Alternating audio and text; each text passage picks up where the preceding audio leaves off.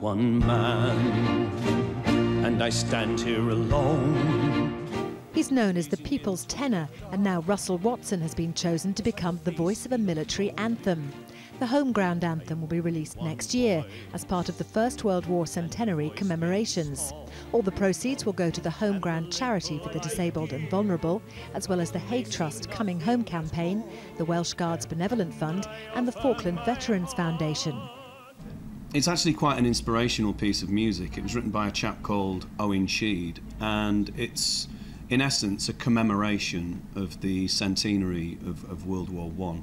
And I think it's a song that a lot of the vets will make a genuine association with. It's a beautiful piece of music. It's been really well crafted, and it's an honour for me personally to be involved in such a project. And hopefully we're going to raise a lot of well-needed funds for all three of the charities.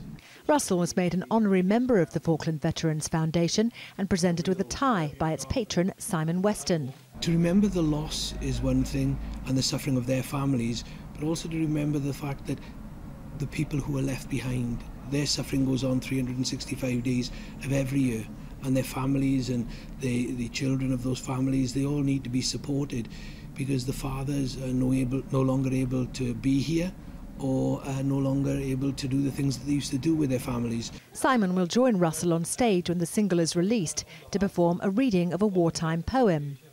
Today, veterans and serving soldiers came to give their stories of conflict, whether in Afghanistan or the Falklands.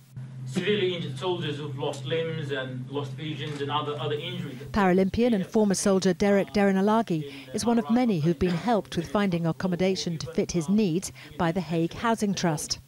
And as more and more troops return from Afghanistan with injuries or trauma, charities like those represented today will have their hands full.